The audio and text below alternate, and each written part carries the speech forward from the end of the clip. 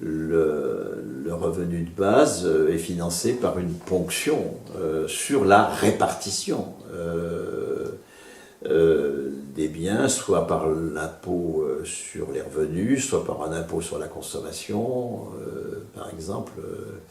Certaines propositions, d'ailleurs, parlent d'impôt sur la consommation des ressources pour avoir une visée écologiste qui, par ailleurs, alimenterait un revenu de base. Non, je suis extrêmement réservé sur ce dispositif parce que les dispositifs en aval de ce genre, qui interviennent après la répartition, sont toujours tournés par ceux qu'ils visent.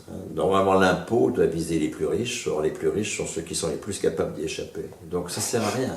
Il s'agit d'empêcher dès le départ la richesse, plutôt que de la ponctionner une fois qu'elle est faite. Et de même, les dispositifs qui viennent compléter des ressources au départ trop faibles sont vécus comme de l'assistance, comme de etc. etc.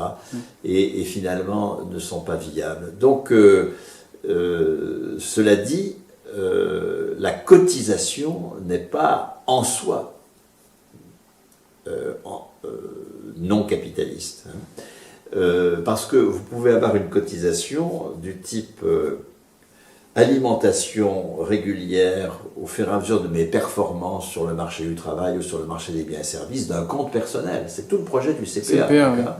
Alors un compte personnel, chaque fois que je suis performant sur le marché des biens et services, que je fais une belle vidéo sur YouTube, que je produit un logiciel particulièrement performant, ou sur le marché du travail, que j'ai un bon emploi, etc. Alors, j'alimente des comptes au prorata de cette performance.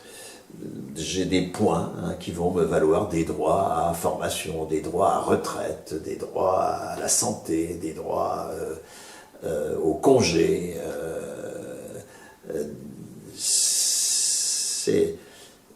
C'est indécent, parce que plus on est performant, plus on a de droits. Mais la performance, elle dépend de qui? Sur le marché du travail, elle ne dépend pas de nous, elle dépend des employeurs, des propriétaires. Et sur le marché des biens et services, elle dépend de nous, la performance. Mais enfin, c'est absurde. Combien de productions extrêmement utiles n'ont aucune reconnaissance marchande réelle, alors qu'elles seraient très utiles? Donc c'est un jouer au dé que d'attendre la reconnaissance de notre travail sur le marché des biens et services.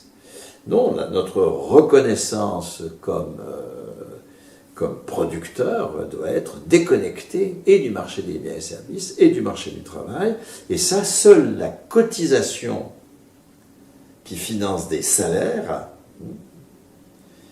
et non pas la cotisation qui finance une prévoyance, la cotisation à l'AGIRC et à l'ARCO, la cotisation sur le compte pénibilité, sur les comptes formation, elle finance une prévoyance, pas du tout un droit au salaire. En revanche, la cotisation au régime général, elle finance un droit au salaire en cas de chômage, un droit au salaire en cas de retraite. Donc seule la cotisation qui finance du salaire et l'impôt qui finance du salaire, parce qu'il y a aussi de l'impôt qui finance le salaire des fonctionnaires, par exemple, sont des éléments anticapitalistes, parce qu'on socialise la valeur pour financer du salaire à vie. Et ça, c'est anticapitaliste.